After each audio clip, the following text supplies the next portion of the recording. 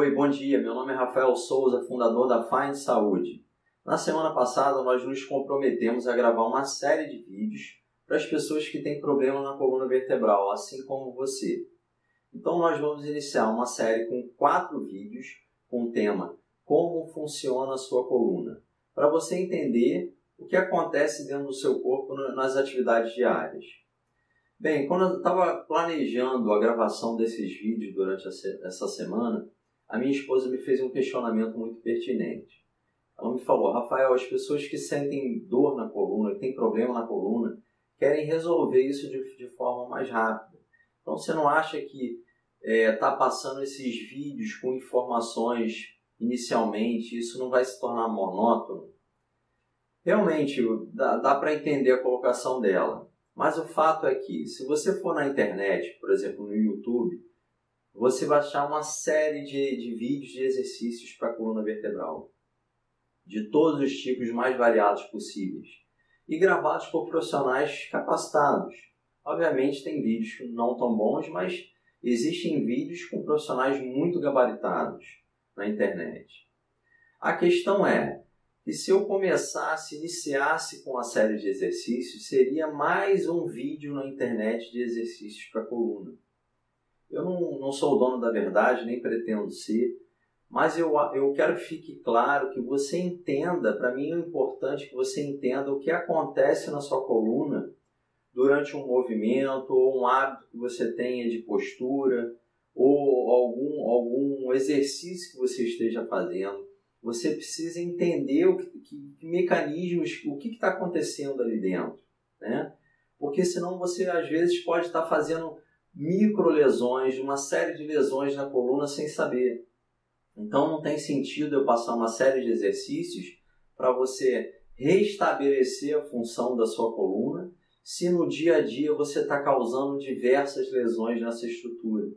Então o intuito desses vídeos de informação inicialmente são muito importantes. Bom, então vamos iniciar as orientações. A nossa coluna vertebral, ela trabalha com 2 imperativos biomecânicos contraditórios. O primeiro deles é a rigidez. A rigidez para fazer a sustentação do corpo e a proteção do eixo neural, da medula espinhal com as suas raízes, né? E o outro imperativo é a flexibilidade, a possibilidade de realizar movimentos com o corpo.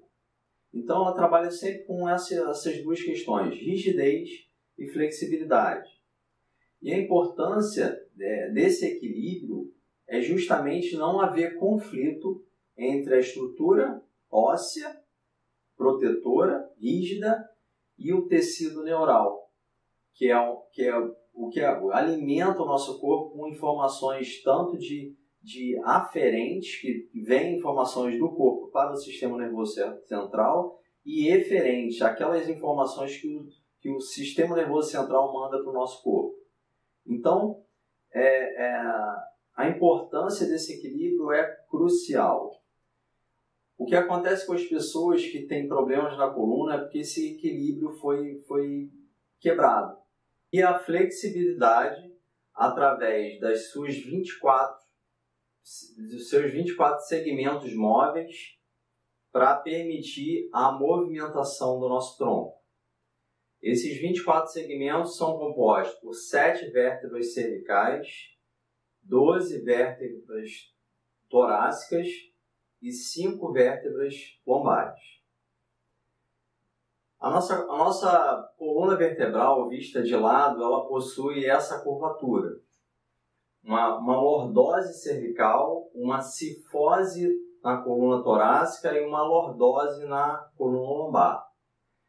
Essas curvaturas, elas funcionam como uma mola, um sistema de mola, para suportar a carga imposta na coluna vertebral. Vista de frente, a coluna, ela é um eixo único, uma única direção. Se ocorre algum desvio nesse eixo, na posição estática, é considerado o que a gente chama de escoliose. É o desvio desse eixo central mediano da coluna vertebral. Voltando às curvaturas. Como eu falei, as curvaturas elas funcionam como um sistema de mola para aguentar a pressão que é exercida sobre a coluna. E existe uma relação biomecânica dessas curvaturas, essa relação aqui, ó, onde R é a resistência da sua coluna e N é o número de curvaturas que essa coluna apresenta. Então, por exemplo, se a sua coluna só tivesse uma curvatura, ela teria de resistência dois níveis de resistência para carga, né? Quando a sua coluna ela apresenta as 3 curvaturas, a cervical, a torácica e a lombar, 3 curvaturas, isso indica que a sua coluna tem resistência 10 vezes maior que uma coluna reta, que uma coluna sem curvatura.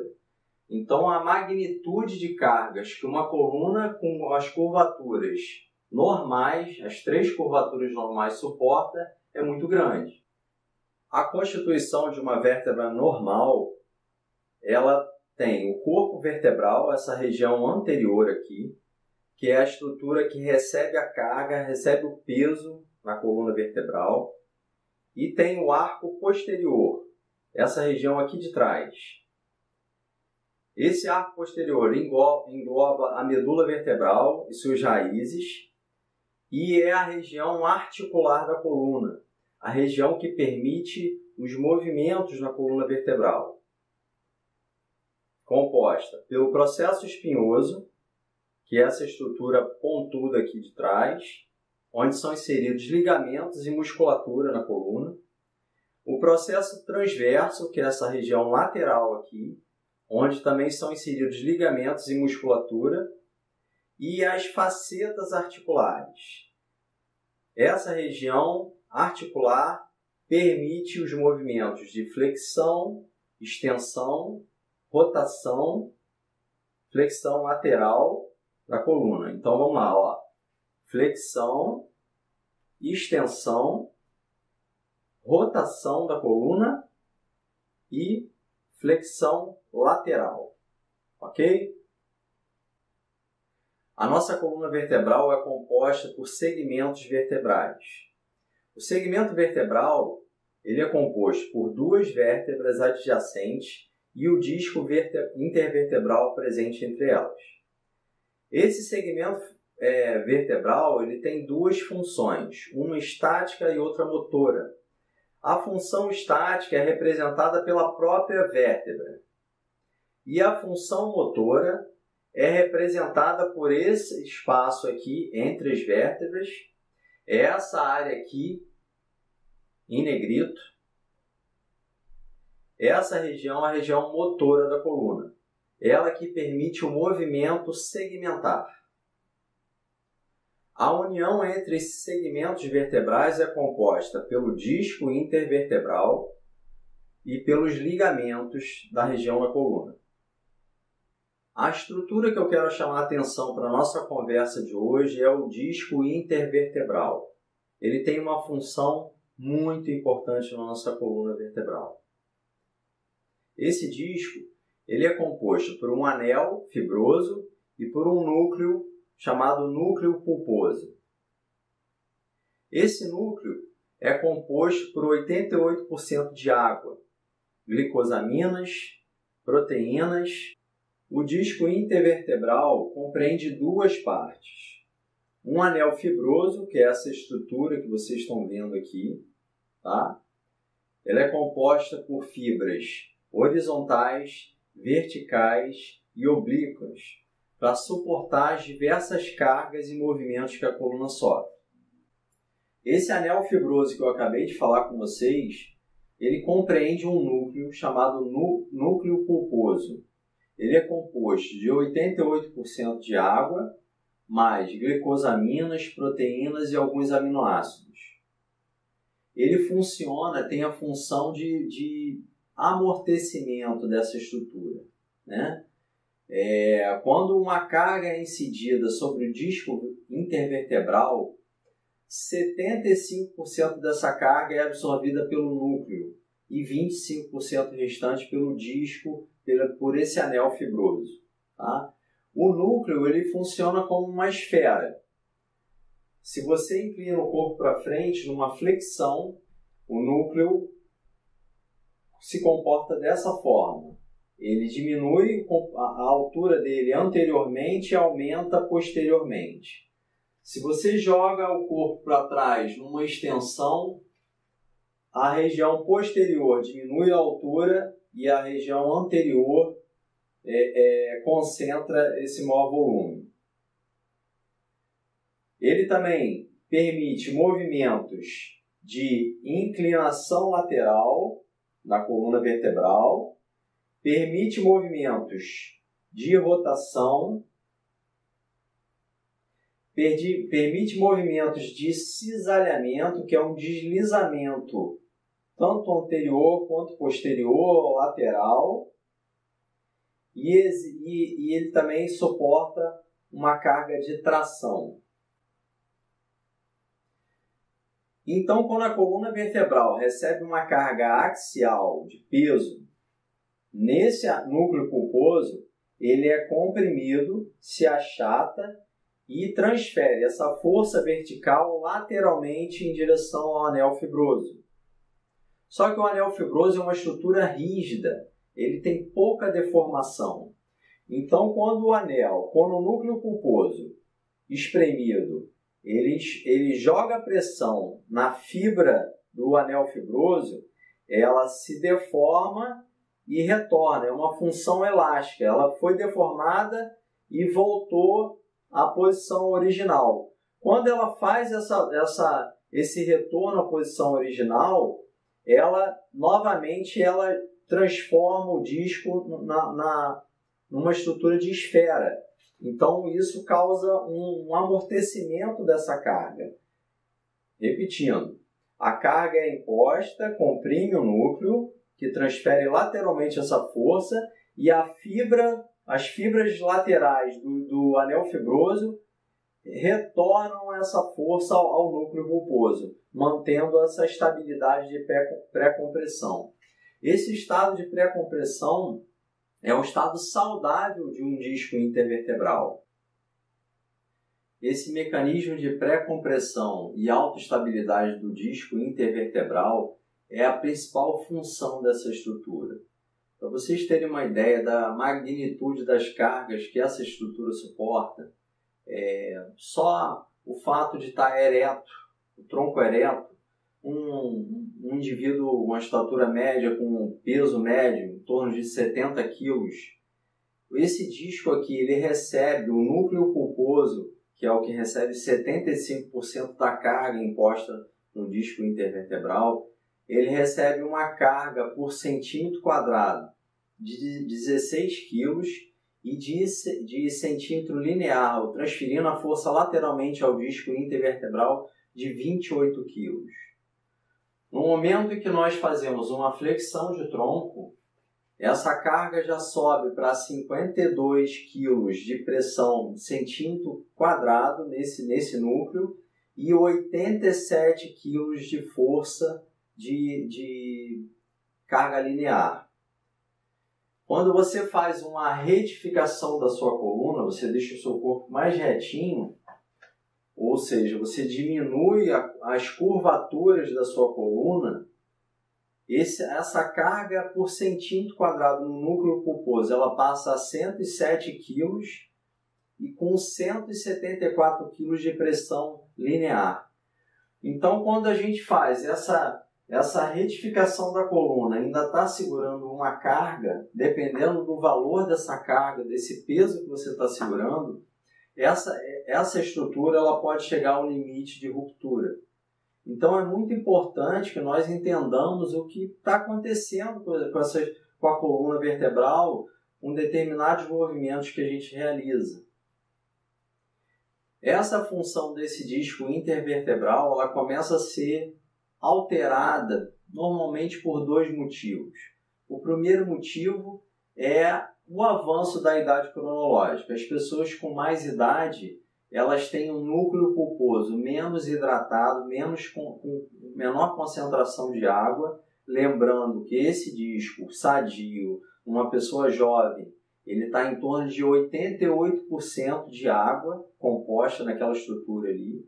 Então, com a idade avançada, essa concentração, né, de hidrofilia que esse disco tem, ela diminui. Isso é uma das razões pelas quais o disco pode sofrer algum dano, deterioração. A diminuição de água, ela também reflete na saúde do anel fibroso, né? O anel começa a ser deteriorado. E outra forma de alterar esse equilíbrio desse mecanismo de autoestabilidade no disco intervertebral é a manutenção de carga constante. Um exemplo, uma pessoa que trabalha muitas horas sentada, tá? Ela está numa postura estática ali, em frente a um computador, e esse disco está recebendo uma carga constante naquela estrutura, né? Ele não está havendo troca de pressão nem troca de fluido entre o disco intervertebral e o corpo vertebral. Então esse disco ele começa a sofrer danos com perda de água, com perda de glicosaminas, com perda de oxigênio naquela estrutura ali, e ele começa a entrar num mecanismo de deterioração, como a gente mostra nesse vídeo aqui.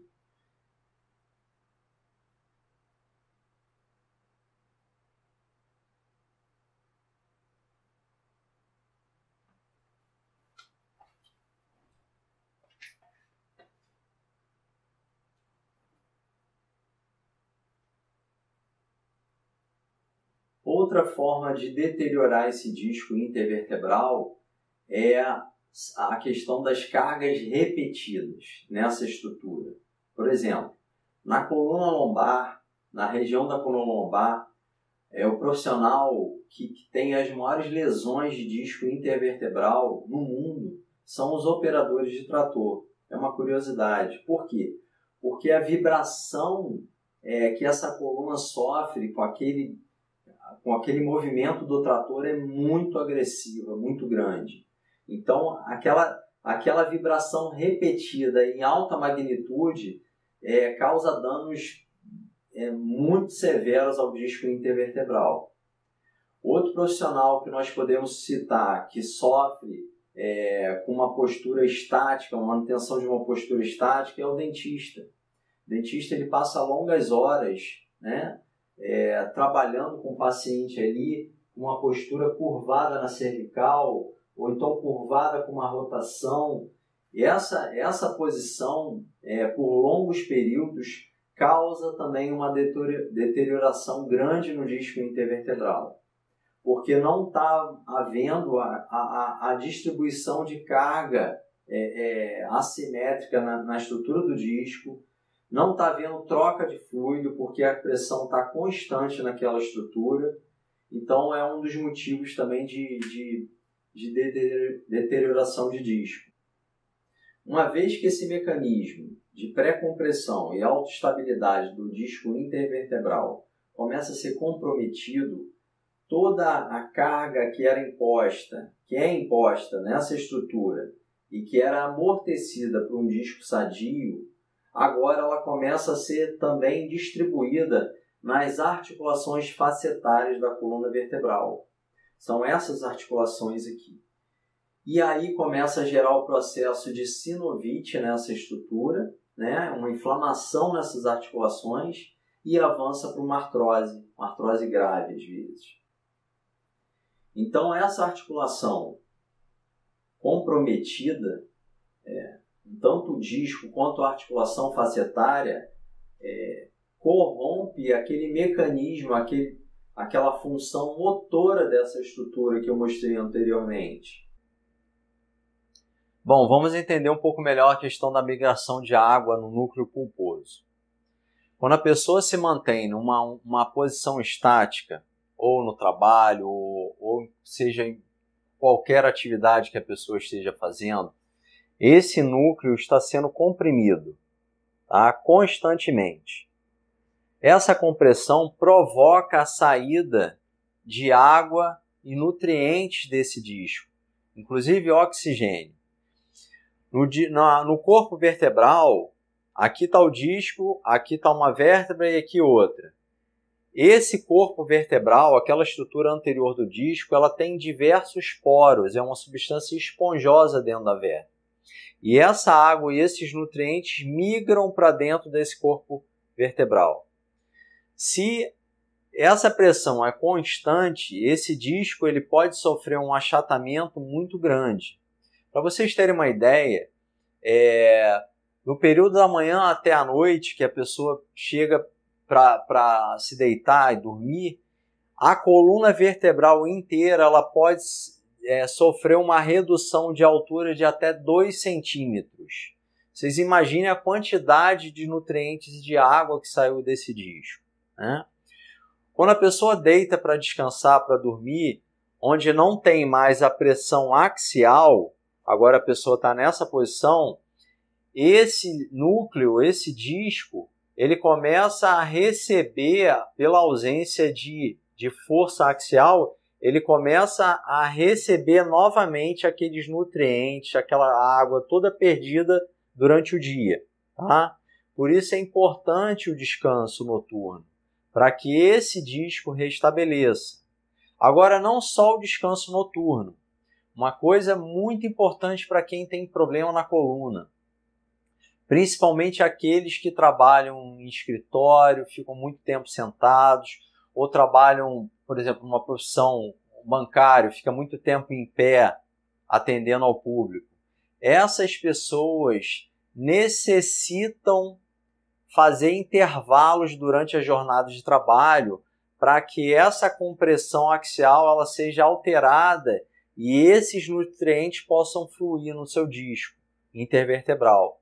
Senão começa a causar lesões nesse disco, deterioração, que vai refletir na parte de trás, na articulação facetária, vai gerar sinovite, artrose, e aí começa a alteração de todo o segmento vertebral.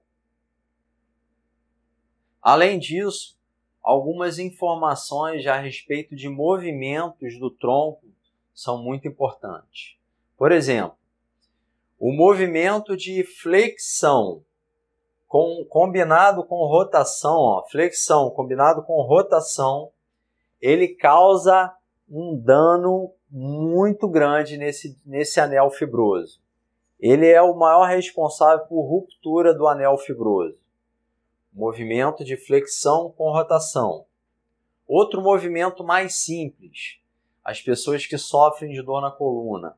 O simples ato de varrer uma casa, aquele movimento causa esse cisalhamento, a compressão com a rotação. São os piores movimentos para o disco intervertebral.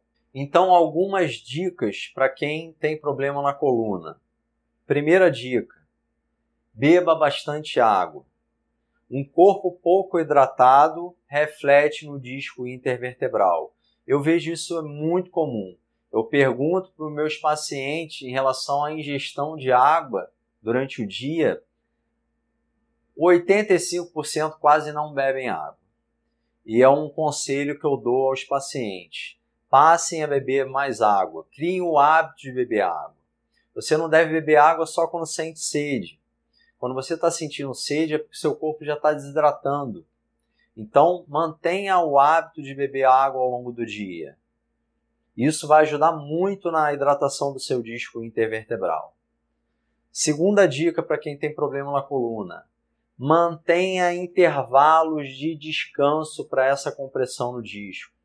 Se você trabalha muito tempo sentado, ao longo de 50 minutos sentado trabalhando, levante, vá ao banheiro, vá andar um pouco para que essa coluna possa receber alterações de carga e ajudar nessa recomposição do disco intervertebral. Outra dica, procure ter uma noite de sono num período razoável. Hoje a gente sabe que é meio utópico dormir 8 horas pela carga de trabalho, a agitação da vida cotidiana. mas é muito importante que você tenha esse período de descanso para a recomposição, a migração novamente de água para dentro desse disco. Por estatísticas do IBGE, 53% da população brasileira tem sobrepeso e 15% da população com obesidade mórbida. Isso reflete sim no seu problema na coluna. O controle de peso é uma das regras principais para melhorar a sua saúde na sua coluna. Então, ao longo dos vídeos que eu irei gravar, como eu falei no primeiro vídeo, eu vou falar sobre questões de controle de peso, como eu consegui fazer, como meus pacientes fazem, o que eu oriento. A gente vai ter ainda muita conversa sobre esse assunto. Outro recurso usado para reidratação desse disco intervertebral dentro da fisioterapia é o exercício com bolas, aquelas bolas grandes que tem no Pilates, por exemplo. Quando a pessoa deita sobre a bola, com o abdômen apoiado na bola, e a tração é realizada na parte posterior da coluna vertebral, favorece a entrada de nutrientes e água nesse disco. Um recurso muito eficaz, utilizado em fisioterapia também, é a maca de distração-flexão. Essa maca tem um efeito muito poderoso de tração na coluna vertebral, combinado a movimentos de flexão que auxiliam a recomposição desse núcleo. Mais um recurso usado na fisioterapia é a maca de tração eletrônica. Aquela maca onde o paciente deita em decúbito dorsal, ou seja, com as costas apoiadas na maca, e existe um mecanismo automático de tração dessa coluna vertebral, que auxilia também na entrada de nutrientes. Bom, eu espero que você tenha gostado desse vídeo. Peço que você deixe seu comentário aqui embaixo, compartilhe com seus amigos. Essas informações poderão ajudar muitas pessoas. Não deixe de se inscrever no canal do YouTube para participar da nossa comunidade, estar recebendo essas informações de primeira mão. E eu vejo vocês na próxima semana. Até lá!